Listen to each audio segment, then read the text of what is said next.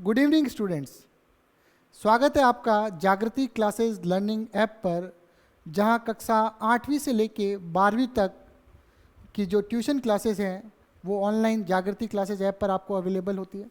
पिछली क्लास में अपन 11th class का जो टॉपिक था अवकलन, जो कि बहुत ज़्यादा ज़रूरी है। 4 टॉपिक ऐसे हैं गणित के जो फिजिक्स में काम आते हैं और यही 4 टॉपिक आपकी फिजिक्स को डिसाइड करते हैं। तो निश्चित रूप से मैं कह सकता हूँ कि गणित के अगर ये 4 टॉपिक अगर आपको समझ में आ जाएंगे तो आपको पूरी फिजिक्स समझ में आ जाएगी। और अगर ये 4 टॉपिक समझ में नहीं आए और आपने इस पर मेहनत नहीं करी तो आप कितनी कोशिश कर लो, आपको फिजिक्स में हमेशा डर लगेगा, एक भय रहेगा। तो उसका मेन पॉइंट है अवकलन। तो कौन कौन से टॉपिक हैं उसके बारे में एक बार चर्चा करते हैं। तो इधर मैं आपको बताता हूँ ये 4 टॉपिक कौन कौन से हैं। एक तो है अवकलन। फिजिक्स के 4 पिलर है, 4 पिलर्स ऑफ फिजिक्स। पहला है अवकलन, दूसरा है समाकलन। अवकलन और समाकलन एक दूसरे के विपरीत प्रोसेस है, एक दूसरे के विपरीत संक्रियाएं हैं, गणित संक्रियाएं। तीसरा है सदिश और चौथा है त्रिकोणमिति। ये 4 चीज़ें आपको आनी चाहिए फिजिक्स में, तभी आपको सभी चीज़ें समझ में आएगी। और प्लस अन्य बीजगणितीय सूत्र, वो इसी में ले लो। अन्य बीजगणितीय सूत्र की बात करते हैं। तो अन्य त्रिकोणमिति और अन्य बीजगणितीय सूत्र, ये 4 चीज़ें प्यारे बच्चों आपको अच्छे से मेहनत करनी है। जो मैं चीज़ बोल रहा हूँ ध्यान रखना। पहला चैप्टर नहीं आएगा तो चलेगा, दूसरा थोड़ा बहुत आएगा तो भी चलेगा, लेकिन अब जो भी अपन पढ़ेंगे उनमें ये 4 चीज़ें इंपॉर्टेंट है। पूरी फिजिक्स 80% सब कुछ ले दे के यही है। ये चीज़ें नहीं समझ में आई तो कुछ समझ में नहीं आएगा, पढ़ना व्यर्थ है, रट्टा मारोगे, भूल जाओगे, रट्टू तोते बन जाओगे। पास होने के लिए पढ़ोगे, न तो कंपटीशन की तैयारी कर पाओगे न कुछ और। तो इसीलिए ये 4 चीज़ों में पहला टॉपिक अपन ने पिछली कक्षा में लिया था अवकलन और डिफरेंशिएशन। तो इसमें अपन ने क्या देखा था वो मैं आपको बता देता हूँ। तो ये अवकलन के कुछ सूत्र अपन ने पिछली कक्षा में देखे थे, वापस एक बार रिवाइज करते हैं कि किसी नेतांक का अवकलन सदैव 0 होता है और ऊपर नीचे यदि समान हो या dx बटा dx हो तो अवकलन 1 होता है। मैं कहूँ x का अवकलन कितना होता है तो t होता है। मैं कहूँ dt का अवकलन कितना होता है तो मैं ऐसे भी कह सकता हूँ, अन्य उदाहरण d बटा dt ऑफ t, तो अवकलन कितना होगा 1 होगा। आपको ध्यान रखना है, क्लियर। ये भी फिर है x की पावर n, इसका अवकलन मैंने बता दिया था, घात आगे आ जाती है और घात में से 1 कम हो जाता है। और उसके बाद साइन x, बाकी ये सब आप निकाल सकते हो, चिंता की बात नहीं है। साइन x का अवकलन होता है cos x, आपको ध्यान रखना है। और साइन ax हो तो साइन ax का cos का ax हो जाएगा और x से गुणा में जो भी है वो बाहर आ जाएगा। cos x का क्या होगा माइनस का साइन x और cos ax का हो जाएगा माइनस का साइन ax और x के गुणा में जो है वो बाहर आ जाएगा, क्लियर। इसके बाद tan x का sec स्क्वायर x होता है जो इतना काम का नहीं है, और tan ax का a sec स्क्वायर x होता है, और sec x का sec x tan x होता है, और sec ax का होता है sec ax tan ax, और a गुणा में जो है वो बाहर आ जाता है। अगला अपन ने देखा था कि कुछ log x का अवकलन होता है 1/x। log के बारे में भी विस्तार से पढ़ेंगे, अन्य बीजगणितीय में आ जाएगा। चरघातांकी फलन होता है, e की पावर x का अवकलन होता है e की पावर x, और e की पावर ax का e की पावर ax और a गुणा में आ जाता है।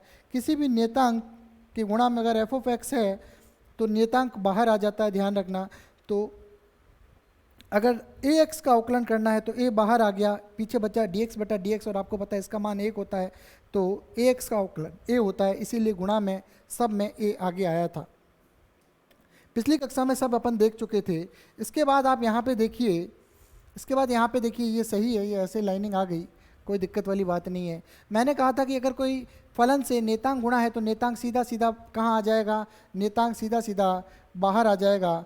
और मैं इसको लिख देता हूँ, नेतांक क्या होगा, सीधा सीधा बाहर आ जाएगा।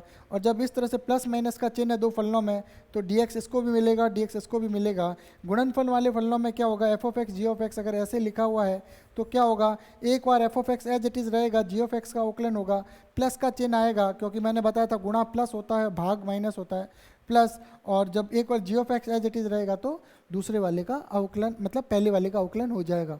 अगर मान के चलो भाग वाले सूत्र है f of x g of x, तो जी ऑफ एक्स जो है वो नीचे वाला एज इट इज़ रहेगा, ऊपर वाले का अवकलन होगा, और ऊपर वाला एज इट इज़ रहेगा, नीचे वाले का अवकलन होगा, और बीच में आएगा माइनस, क्योंकि ये भाग है, ठीक है। और बट्टे में नीचे वाला जो है उसका होल स्क्वायर हो जाएगा। श्रृंखला का नियम याद रखना, एक डेरिवेशन में अपने काम आएगा। श्रृंखला का नियम ध्यान रखना, एक डेरिवेशन में अपने काम आएगा। कैसे काम आएगा वो भी मैं बता दूं। तो ये मैंने कहा dy बटा dx है, तो आप dy और dx को अलग अलग लिख के दोनों को dt से गुणा कर सकते हो। इसका एक और बढ़िया उदाहरण मैं बताऊं, इसका एक ही उदाहरण बताता हूं जो अपने काम आएगा। अपन आगे कहेंगे त्वरण जो है dv बटा dt होता है, तो निश्चित रूप से dv बटा dt को मैं इस तरह से लिख सकता हूं अलग, और मैं दोनों तरफ dx से भाग दे देता हूं। और आपको पता है कि dx बटा dt क्या बन गया, वेग। तो a बराबर इस तरह से क्या बन जाता है, dv बटा dx गुणा वेग। ये अपने आगे काम आएगा। देखो मैंने क्या कहा, a बराबर dv बटा dt होता है, तो मैंने dv और dt को अलग अलग लिखा और x dx से गुणा कर दिया, कट जाएगा, कोई फर्क नहीं पड़ रहा। और dv बटा dx तो पड़ा है, और dx बटा dt वेग होता है, तो ये अपने एक उदाहरण काम आएगा आगे। तो आज अपन शुरू करते हैं अवकलन डिफरेंशिएशन के कुछ सवाल, कुछ इंटरेस्टिंग सवाल करेंगे, जिससे आपका जो अवकलन को लेकर जो भय है वो समाप्त हो जाएगा। क्लियर। तो मैं अगर इसका एक एक उदाहरण लूँ एक एक सूत्र के आधार पे, तो मैंने पहला लिया d बटा dt ऑफ, या dx ऑफ, कुछ भी ले सकते हो, dx ले लो भले, कोई दिक्कत नहीं है। d बटा dx ऑफ 5, किसी संख्या का अवकलन सदैव 0 होता है। दूसरा, ठीक है, ये क्या है, क्वेश्चन 1। क्वेश्चन 2, पहले पे एक क्वेश्चन हो गया भाई, देखो ध्यान से। पहले पे एक क्वेश्चन हो गया जोड़ तथा बाकी। जोड़ तथा बाकी में मैं लिखूं d बटा dx ऑफ x की पावर 2 प्लस x।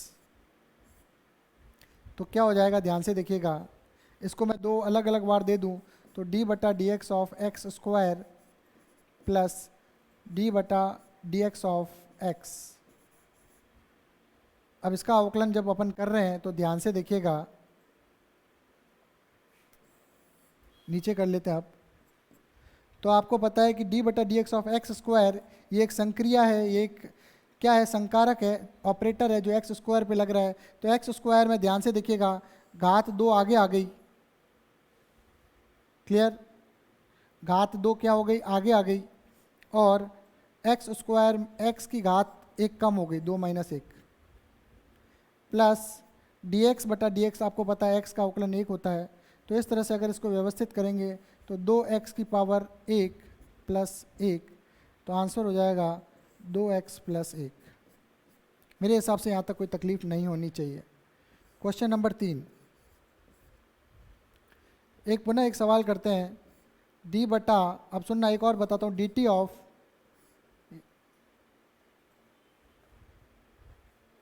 d बटा dt ऑफ, सुनते जाना, 3t square minus t plus 6।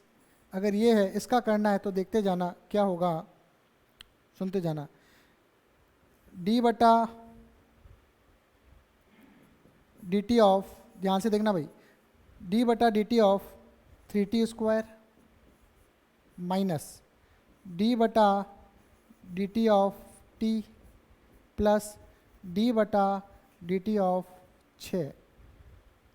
अब इसमें क्या होगा, 3 गुणा में है, गुणांक जो होता है बाहर आता है, कल बताया था।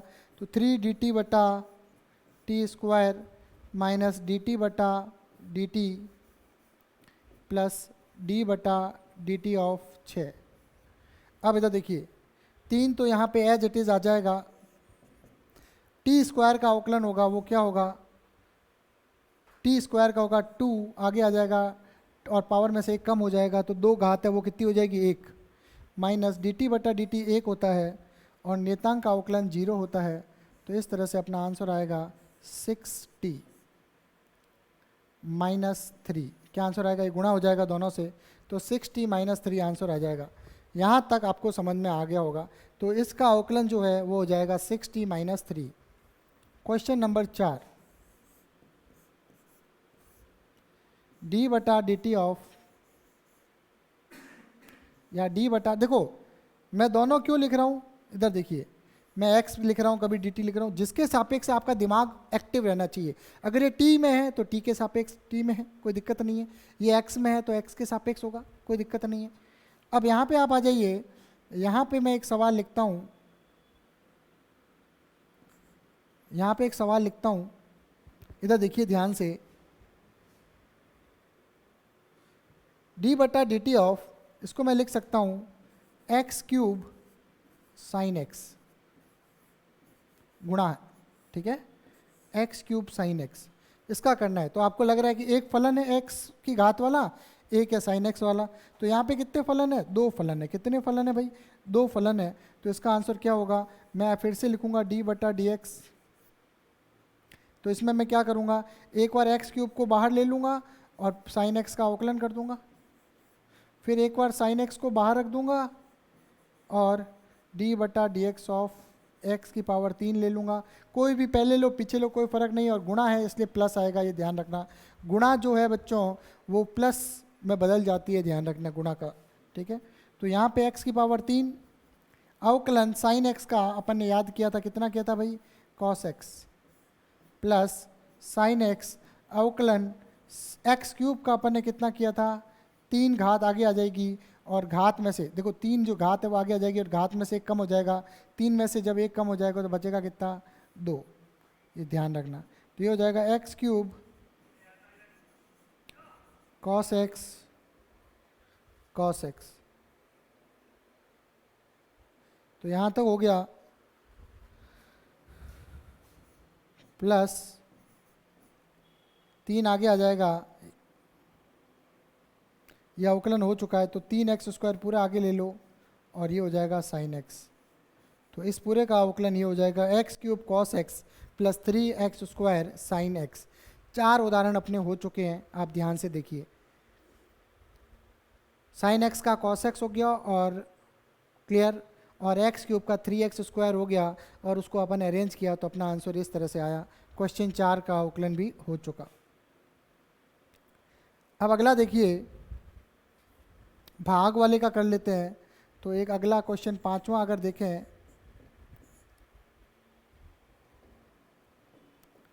पाँचवें का अगर देखें तो अगर भाग वाले की बात करें तो ध्यान से देखिएगा, डी बटा d x of sine x बटा एक्स क्यूब, ऐसा सवाल एक ले लेते हैं।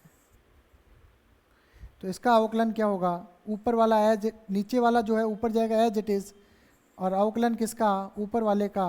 तो साइन एक्स का अवकलन हो जाएगा, फिर ऊपर वाला sine x as it is, फिर नीचे वाले का अवकलन हो जाएगा एक्स क्यूब, बीच में आएगा माइनस क्योंकि भाग हो रहा है, और बट्टा, बट्टे में जो है उसका होल स्क्वायर। ये आप ध्यान रखना, बट्टे में जो है इसका क्या करना है अपने को, होल स्क्वायर करना है। तो अब यहाँ पे अपन देखेंगे, क्या देखेंगे, जो दिख रहा है उसको देखें। एक्स क्यूब कर लिया, साइन एक्स का जो अवकलन होगा वो अपने को याद है कॉस एक्स होगा, माइनस साइन एक्स तो एज इट इज़ है, साइन एक्स तो एज इट इज़ है, और एक्स क्यूब का अवकलन अभी किया था, 3 आगे आ जाएगा, और एक्स में से एक घात कम हो जाएगी, और बट्टा एक्स की पावर 6 हो जाएगा। यहाँ तक मेरे हिसाब से कोई तकलीफ़ नहीं है। आगे अगर अपन इसको देखेंगे तो बस अब तो हो चुका, एक्स क्यूब,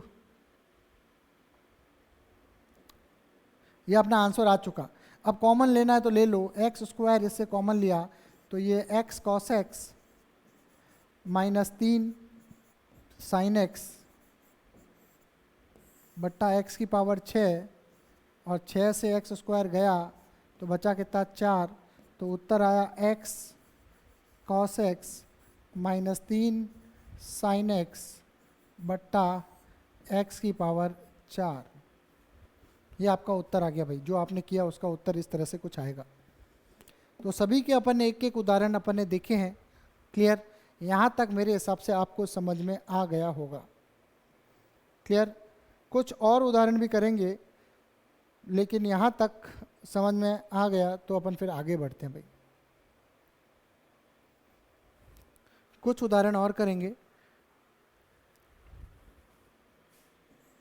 क्वेश्चन नंबर 6 यहाँ कर सकते हैं, अपने पास स्पेस है। तो क्वेश्चन नंबर 5 हो गया, तो क्वेश्चन नंबर 6 करें।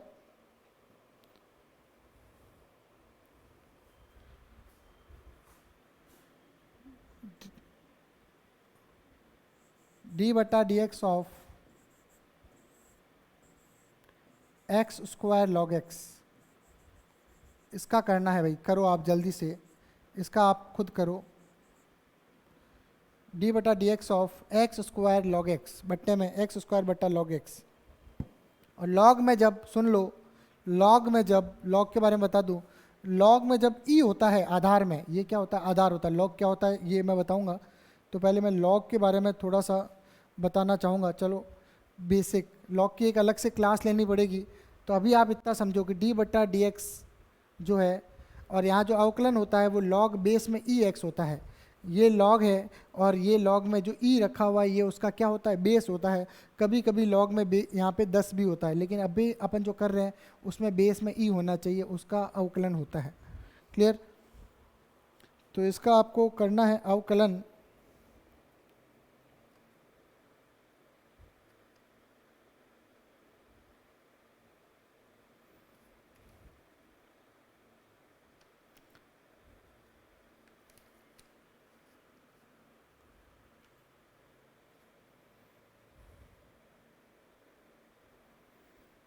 जल्दी से देखिए, बड़े आसान आसान ही बताए हैं मैंने आपको, ज़्यादा कठिन नहीं है।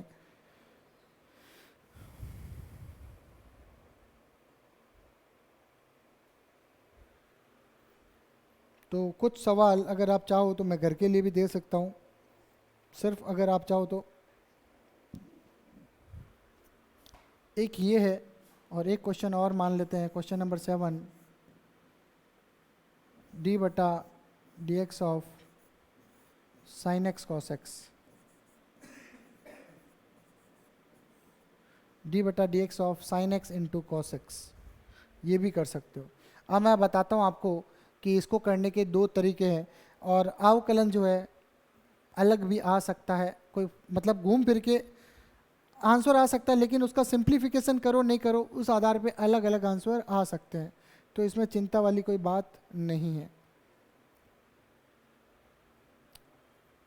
क्वेश्चन नंबर 6 और 7, तो इसको अपन नेक्स्ट क्लास में इस पे चर्चा करेंगे, क्वेश्चन नंबर 6 और 7 पे।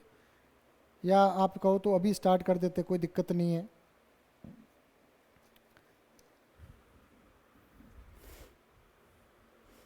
चलो ये क्वेश्चन देखें तो क्या होगा, फॉर्मूला बताओ।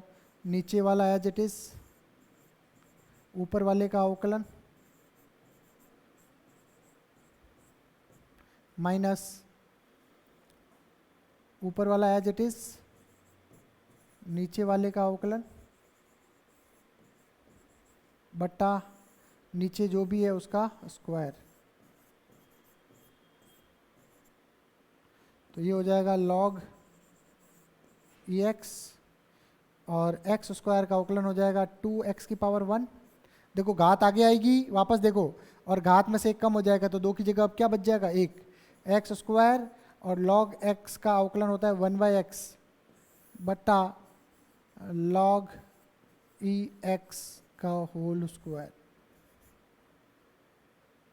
तो यहाँ से x कट जाएगा, और आपको आंसर वही मिलना है।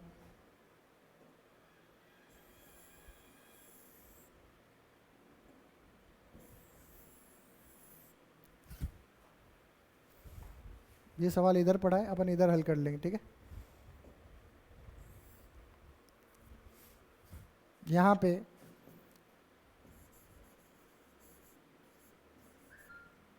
टू एक्स आगे आ गया, माइनस ये बचा सिर्फ x, क्योंकि x कट गया, और log ई एक्स का होल स्क्वायर। ये होल स्क्वायर है, ध्यान रखना, x का स्क्वायर नहीं कर सकते इसको, ये होल स्क्वायर है। मतलब log ई एक्स जो कितनी बार है भाई, 2 बार है। log ई एक्स कितनी बार है, 2 बार है। तो यहाँ ये आपका सवाल का हल उत्तर आ चुका, जो भी है कॉमन वॉमन लेके कर सकते हो। साइन एक्स कॉन एक्स का कॉस एक्स का करना है, तो साइन एक्स कॉस एक्स का करना है तो देखो दो मेथड है इसके। एक मेथड में तो मैं क्या करूं, सुनना, साइन एक्स कॉस एक्स जिनको पता है वो देखे, नहीं पता है वो भी देखे। एक तो इनको अलग अलग जैसे अभी तक कर रहे थे वैसे ही करना है, आप कर लेना। एक दूसरा मेथड मैं आपको बता दूं, डी बटा डी एक्स, अगर मैं इसको दो से ऊपर नीचे गुणा कर दूं, गुणा भाग कर दूं, तो ये दो एक बटा दो हो जाएगा और ये हो जाएगा दो sign x cos x.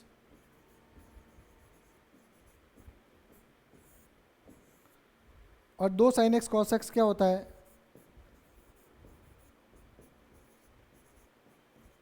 Sign two x, two sine x cos x क्या होता है, साइन टू एक्स। अब करो 1/2 बाहर आ गया, और साइन टू एक्स का जो अवकलन होगा वो कितना होगा, कॉस टू एक्स, और टू के गुणा में जो है वो एक्स के गुणा में जो है वो बाहर आ जाता है, ये अपन ने पिछली कक्षा में देखा था।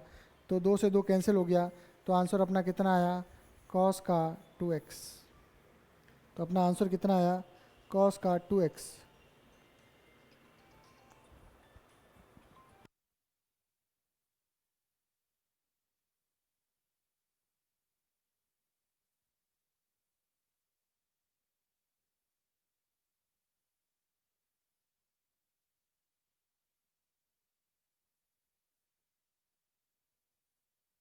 तो यहाँ पे आंसर क्या आएगा, cos 2x।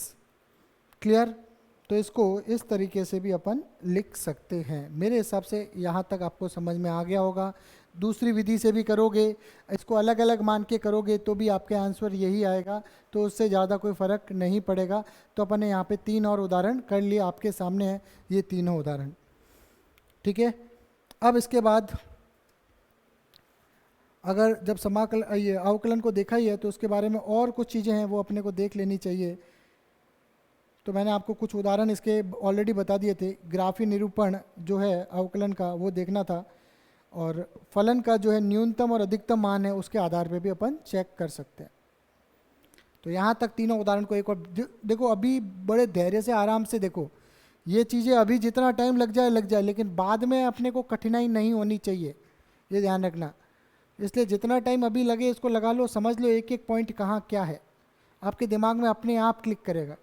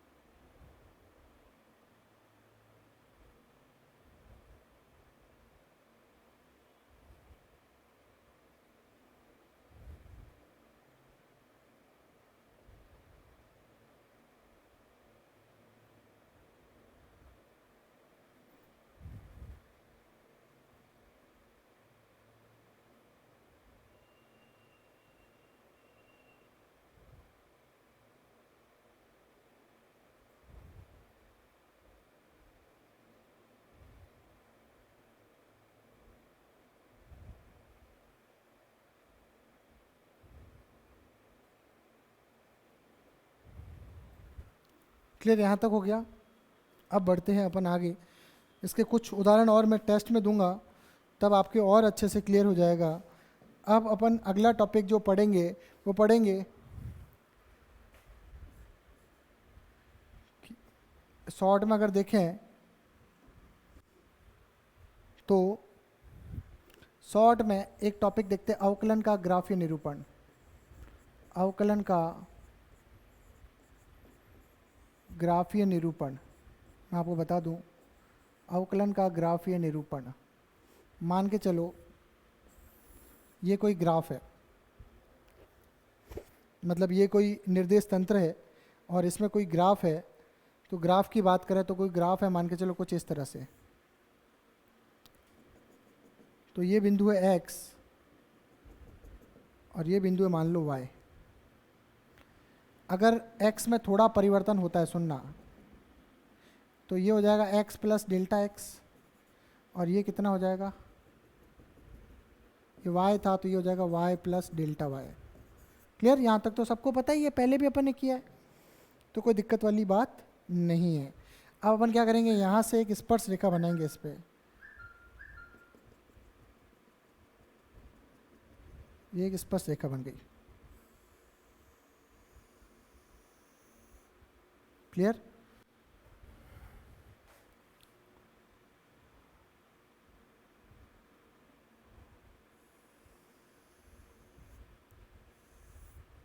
ठीक है, यहाँ पे लगभग एक ऐसी स्पर्श रेखा हमने बना दी। क्लियर? और इस बिंदु पर, और ये स्पर्श रेखा लगभग इस तरह का एक त्रिभुज बना रही है। स्पर्श रेखा क्या कर रही है, इस तरह का एक त्रिभुज बना रही है। क्लियर? तो अपन ने लिया कि ये भाई ये कितना है, ये थीटा, थीटा बताओ भाई थीटा कितना है। क्लियर? तो ध्यान से देखिए, एक अपन ने वक्र ले लिया, लाल कलर का जो वक्र है उस पर अपन ने एक स्पर्श रेखा बना दी, स्पर्श रेखा बना दी। और अपन ने क्या लिया, 3 बिंदु ले लिए, एक बिंदु P ले लिया, एक ये मतलब बिंदु Q ले लिया, और ये R ले लिया। और यहाँ से अपन ने कहा कि भाई इस रेखा का जो कर्व है उसका ढाल क्या है, वक्र का ढाल, वक्र है उसका ढाल क्या है। तो आपने कहा सर वक्र का ढाल तो tan थीटा होगा। tan थीटा कितना है मैंने पूछा, तो आपने कहा सर tan थीटा तो क्या होता है, लंब बट्टा आधार होता है। तो मैंने कहा भाई लंब कितना है, तो आपने कहा सर QR है, और आधार कितना है, तो आपने कहा PR है। क्लियर? अब अगर यहाँ पे देखिए ध्यान से कि इन दोनों का अंतर PR है, तो मैं इसको ऐसे लिख सकता हूँ x plus delta x minus x. ये स्थिति माइनस ये दोनों का अंतर ही तो QR होगा। ये चलो ये लिखा हुआ पड़ा है ना, इसको अपन कट करके नीचे ले लेते हैं।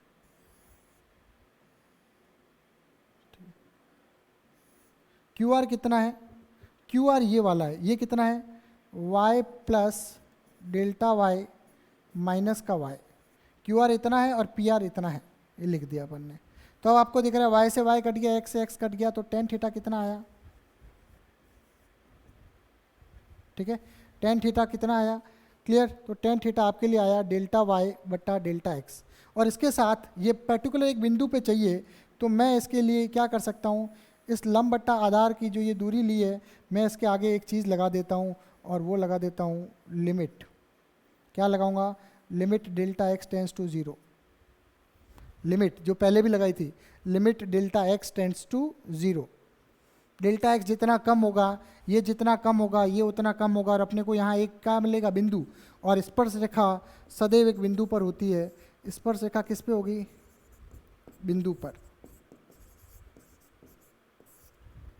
क्लियर? तो यहाँ पे tan थीटा क्या हो जाएगा, कट कटा के अगर अपन देखेंगे तो यहाँ पे हो जाएगा, ध्यान से देखिएगा, यहाँ लिख लेता हूँ मैं, limit delta x tends to 0, ये हो जाएगा डेल्टा वाई बटा डेल्टा एक्स। और आपको पता है कि जब डेल्टा एक्स ये हो जाएगा तो ये हो जाता है वाई, तो डी वाई बटा डी एक्स। क्लियर? ये यहाँ तक आपको समझ में आ गया होगा।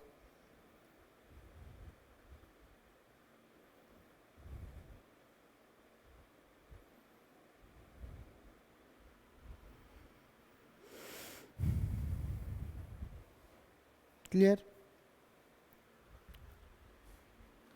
तो किसी वक्र की ढाल, किसी वक्र की ढाल अर्थात tan थीटा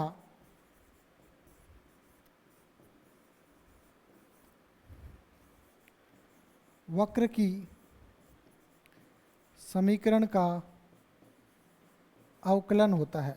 क्या होता है भाई, वक्र की जो समीकरण होती है उसका क्या होता है, अवकलन होता है। तो वक्र की जो समीकरण अगर y में होगी उसका अवकलन करेंगे x के सापेक्ष, तो ही अपने को क्या मिलेगा, tan थीटा। तो अपन कह सकते हैं कि अवकलन ही tan थीटा है, या tan थीटा ही अवकलन है dy बटा dx। तो अगर मान के चलो ग्राफ में किसी का tan थीटा निकाल लें, तो मतलब वो अवकलन ही ज्ञात किया जा रहा है। क्लियर? अब यहाँ से आपको समझ में आ गया होगा tan थीटा अगर पॉजिटिव है, क्लियर, tan थीटा अगर पॉजिटिव है तो ढाल कैसा होगा, ढाल पॉजिटिव होगा। तो अब आ जाओ ढाल। ढाल कैसा है? ढाल बराबर टेन थीटा। कभी कभी इसको एम से भी लिखते हैं। तो टेन थीटा यदि पॉजिटिव है तो ढाल कैसा होगा? ढाल भी कैसा होगा? पॉजिटिव होगा। ढाल कैसा होगा? पॉजिटिव होगा।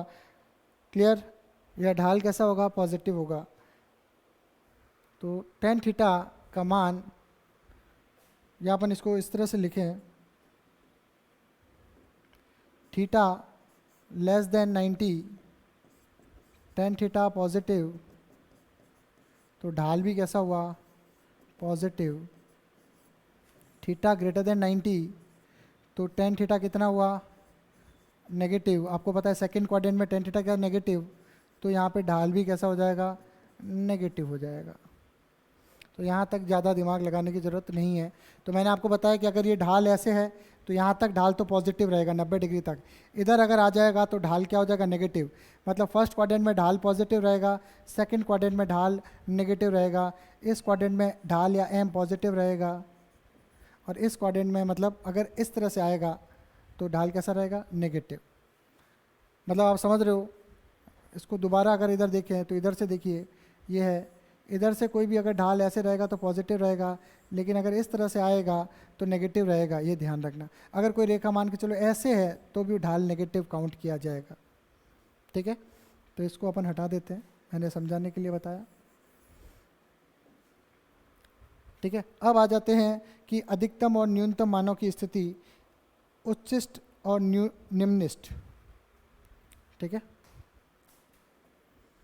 अगले टॉपिक में आते हैं।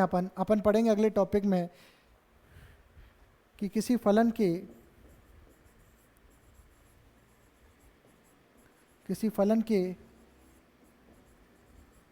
उच्चिष्ट व निम्निष्ट के मान, किसी फलन के उच्चिष्ट व निम्निष्ट की स्थिति, उच्चिष्ट व निम्निष्ट की स्थिति या अधिकतम न्यूनतम मान।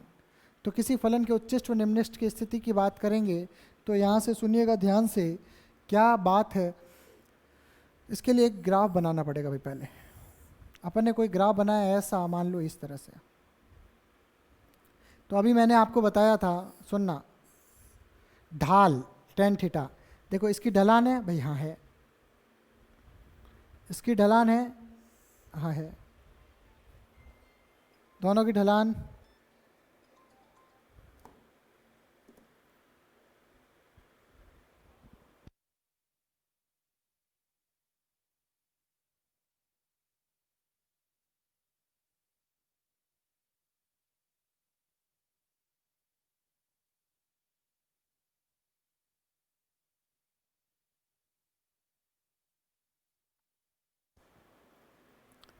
तो यहाँ से ये जो ढाल है ये पॉजिटिव होगा। क्लियर? लेकिन सुनना, ये खड़ी ढाल है तो इसकी ढलान कितनी होती है? अगर ढलान देखें तो कोण तो 90 है, लेकिन ढलान कितनी होती है? अनंत। सुनना, क्लियर? तो मैं चार चित्र आपको बना के चारों चीज़ एक बार क्लियर करना चाहूँगा। देखो, चार केस बना लेता हूँ मैं, इसको हटाओ, चार केस ले लेता हूँ, इधर बनाता हूँ। अगर कोई ग्राफ है, चारों केस में यहाँ बनाता हूँ। अगर कोई ऐसे है तो ये है, ढाल पॉजिटिव है।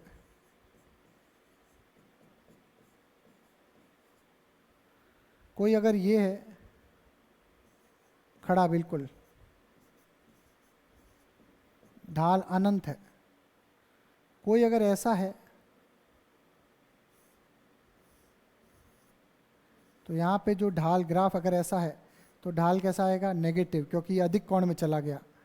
तो अपन इसमें पहले वाले में लिख सकते हैं, ये कौन सा कोण है? न्यून कोण। और ये कौन सा कोण हो जाएगा? अधिक कोण। वो एक ही बात है, आपको समझा दिया मैंने कोण से ही। और चौथा समांतर, तो इसका ढाल कितना होता है? इसका ढाल होता है 0। चारों केस देख लीजिए कि ढाल कौन कौन से हो सकते हैं। तो अगर कोई ऐसे है तो ढाल पॉजिटिव, पहले केस में ढाल कैसा है, पॉजिटिव, दूसरे केस में ढाल कितना है, अनंत, तीसरे केस में ढाल कैसा है, नेगेटिव, और चौथे केस में ढाल कैसा है, शून्य। अगर नीचे वाली रेखा के समांतर आएगा तो ढाल कैसा होगा, समांतर। तो आप ये देखिए कि यहाँ से ढलान बढ़ रहा है, लेकिन यहाँ आते आते बिंदु ए पर ढलान 0 हो गया, और यहाँ पे आते आते ढलान बी पर भी ढलान 0 हो गया। एक कर्व ऐसे आ गया। देखो यहाँ से ढलान कोण क्या हो रहा है, धीरे धीरे शून्य हो गया। फिर इस तरह से अपन इसके कोण की ज्ञात करते हैं, ठीक है। तो इसको ज्ञात करने के लिए सीधा सीधा उच्चिष्ट निम्निष्ट, देखो इस ग्राफ में अगर सीधा आपको दिखे तो फिर सर ये तो उच्चिष्ट है, और सर ये क्या है, ये तो सर निम्निष्ट है। और जब उच्चिष्ट निम्निष्ट होते हैं तो यहाँ पे जो मान आएगा वो क्या आएगा, अधिकतम मान मिलेगा, ग्राफ का अधिकतम मान। उच्चिष्ट मतलब क्या, अधिकतम मान, और निम्निष्ट मतलब क्या है, यहाँ पे सर मान क्या मिलेगा, न्यूनतम मान मिलेगा भाई। क्लियर है यहाँ तक। तो यहाँ पे आपको उच्चिष्ट मतलब अधिकतम मान, और यहाँ पे निम्निष्ट मतलब आपको न्यूनतम मान आपको ग्राफ से दिख रहा है। लेकिन प्रूफ कैसे करेंगे, तो कभी कभी फिजिक्स में ये चीज़ काम आती है, मैं क्लियर कह रहा हूँ, कभी कभी काम आती है, ज़्यादा दिमाग नहीं लगाना है। तो अपन कब पता चलेगा, जब ये उच्चिष्ट और निम्निष्ट कब होंगे, जब एक से दूसरे, देखो कोई भी चीज़ अधिकतम कब होगी, तो जाते जाते जाते मैक्सिमम पे जाएगी और वहाँ से वापस दूसरी तरफ आएगी।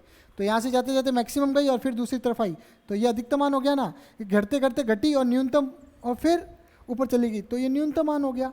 तो मतलब ढलान जहाँ पे 0 होगा तो उच्चिष्ट और निम्निष्ट के लिए क्या शर्त है, उच्चिष्ट और निम्निष्ट के लिए शर्त क्या है, पहला क्या होना चाहिए, ढाल मतलब dy बटा dx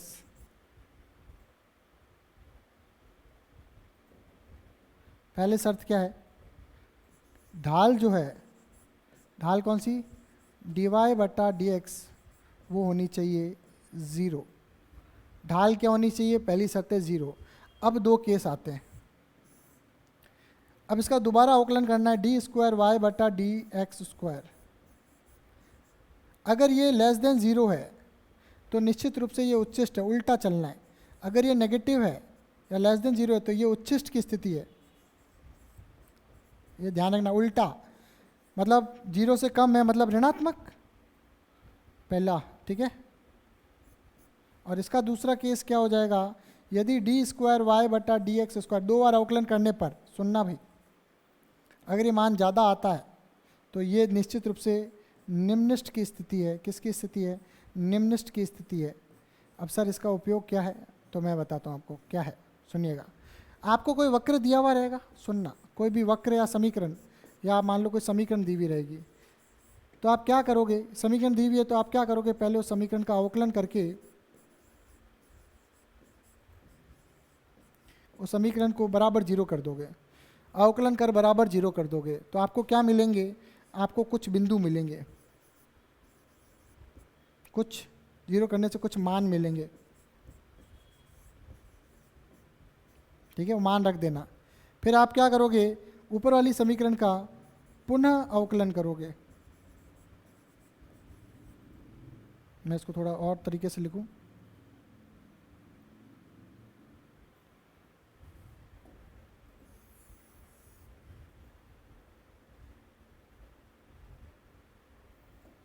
ठीक है, इसमें कुछ मान मिलेंगे आपको, ठीक है। और इसका क्या करोगे, आप पुनः अवकलन करोगे इसी समीकरण का।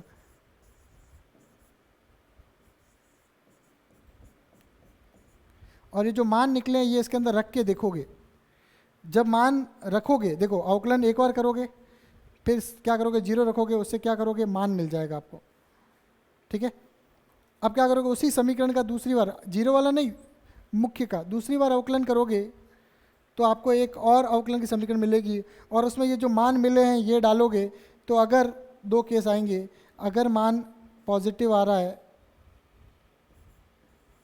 और अगर नेगेटिव आ रहा है, अगर पॉजिटिव आ रहा है तो ये निम्निष्ट की स्थिति है, क्लियर बात, और यदि नेगेटिव आ रहा है तो ये उच्चिष्ट की स्थिति है, क्लियर बात। इसमें ज़्यादा दिमाग तो लगाना ही नहीं है, क्लियर। इतना सा समझ लो करके एक आधा उदाहरण देखेंगे तो सब क्लियर हो जाएगा। सिर्फ एक उदाहरण देखेंगे तो नेक्स्ट क्लास में एक अपन बढ़िया सा उदाहरण देखेंगे तो अपना सब क्लियर हो जाएगा, इसमें चिंता की कोई बात नहीं है। तो यहाँ तक आपको समझ में आ गया होगा कि मैंने क्या समझाने की कोशिश की कि यदि ढाल dy/dx 0 हो जाएगा, यदि ढाल 0 हो जाएगा, पहली शर्त है कि कोई भी वक्र दिया हुआ है उसका अपन ने dy/dx बराबर 0 किया, फिर उसके बाद यहाँ से कुछ पॉइंट्स मिलेंगे अपने को, 0 रखा है तो समीकरण के कुछ हल मिलेंगे, और फिर इसका डबल डिफरेंशिएशन कर देंगे और जो यहाँ से मान मिले हैं वो मान इन समीकरणों में रख देंगे। यदि मान नेगेटिव आ रहा है तो उच्चिष्ट होगा, और यदि मान पॉजिटिव आ रहा है, लेस देन ग्रेटर देन का मतलब यही है, ठीक है। तो यदि इसका मान लेस देन 0 आ रहा है इसका मतलब क्या है, ऋणात्मक, और यदि मान ग्रेटर देन 0 आ रहा है इसका मान क्या है, मान क्या आ रहा है, पॉजिटिव। तो उससे अपन उच्चिष्ट और निम्निष्ट की स्थिति चेक करेंगे। बहुत रेयर सवाल आते हैं, बहुत रेयर सवाल आते हैं। तो ये अवकलन बच्चों आज की क्लास में मोटा मोटी मैंने पूरा आपको कंप्लीट करा दिया है। अवकलन मैंने आज आपको मोटा मोटा जो भी था मेन जितना था कवर करा दिया है। अब जितने ज़्यादा क्वेश्चन की प्रैक्टिस करोगे, मैं कहता हूँ और बढ़िया अवकलन करना है, चलो आप क्या करो,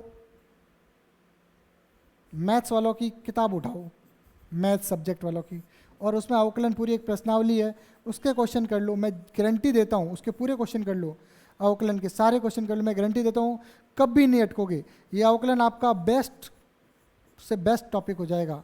मैंने कहा 11th मैथ्स 11th की जो बुक है उसमें अवकलन के सारे क्वेश्चन कर लोगे, मैं ज़िंदगी में गारंटी करता हूँ, ठीक है। और आपको ये फैसिलिटी भी हमने दी है, क्या फैसिलिटी दी है कि आप अगर बायो कोर्स लिया है तो आप मैथ्स के वीडियो भी फ्री देख सकते हो। मैथ्स वाले तो मैथ्स देख ही सकते हैं, लेकिन अगर बायोलॉजी लिए, क्यों दिया हमने फ्री, तो हमने फ्री इसलिए दिया क्योंकि हमें पता है कि बायोलॉजी में फिजिक्स ही सबसे बड़ा रोड़ा होता है मेडिकल में सिलेक्शन के लिए, और उसके लिए आपकी गणित अच्छी होनी चाहिए। आप फिजिक्स मैथ्स में डर के कारण तो बायो लेते हैं, और बायो में फिर फिजिक्स होती है, बायोलॉजी सब्जेक्ट में फिजिक्स भी साथ में होती है, और फिजिक्स में गणित फिजिक्स से ज़्यादा होती है। इसलिए कुल मिला के मेरे कहने का मतलब है कि आप अगर ये मैथ्स 11th में जो अवकलन चैप्टर है वो पूरा का पूरा आप वीडियो देख लोगे, वो वहाँ से सॉल्व कर लोगे, तो ये आपका अवकलन टॉपिक बेस्ट से सुपर बेस्ट हो जाएगा। इससे अच्छा टॉपिक हो ही नहीं सकता। लेकिन जितना मैंने बताया अपने 11th 12th के लिए इतना सफिशिएंट है, लेकिन कंपटीशन के पॉइंट ऑफ व्यू से आपको 11th क्लास की का जो अवकलन चैप्टर है वो पूरा देखना पड़ेगा। तो आपको वीडियोस वहाँ जब भी हम डालेंगे तो आपको बता देंगे कि अवकलन के वीडियोस डाले जा चुके हैं। अभी तक अपना बेस इतना आपको आना चाहिए। इसी के साथ आज की क्लास हम यही समाप्त करते हैं, और ध्यान रखिए कि एक चीज़ हम आपको कह रहे हैं उसको आप फॉलो कीजिए सीरियसली। जितना टॉपिक पढ़ाया जाए उसे पढ़ें, टेस्ट जितने भी वहाँ पे हम लोग अपलोड करें आप टेस्ट देते रहें, निरंतर आपके रिजल्ट में इम्प्रूवमेंट की हम गारंटी लेते हैं। इसके साथ आप अपने, ऐसा नहीं है कि भाई मैं ही पढ़ रहा हूँ बस फ़ायदा मैं ही उठाऊँगा जागृति क्लासेस लर्निंग ऐप का, ऐसा नहीं है। आप अपने दोस्त मित्र यार जो भी है उनको भी बताएं इसके बारे में, ताकि कुछ टॉपिक्स है तो उसमें आप डिस्कस भी कर पाएँ, और इस योजना का, इस चीज़ का फ़ायदा सभी को मिले। इसके लिए जोधपुर, यही चीज़ जोधपुर, हम लोग जोधपुर से लाइव ले रहे हैं, यही चीज़ के लिए लोग जोधपुर आके 60-70 हज़ार रुपये सालाना फीस देते हैं, और 70-80 हज़ार रुपये हॉस्टल चार्ज देते हैं, अन्य खर्चे मिला के 2 लाख रुपये खर्चे हो जाते हैं। साल का 2 लाख का खर्चा, वही चीज़ आपको नॉमिनल चार्ज में मात्र 6,000 रुपये में मिल रहा है घर पे, जिसमें आप अपनी सहूलियत से देख सकते हो। तो इसी के साथ आज की क्लास हम यही समाप्त करेंगे। धन्यवाद।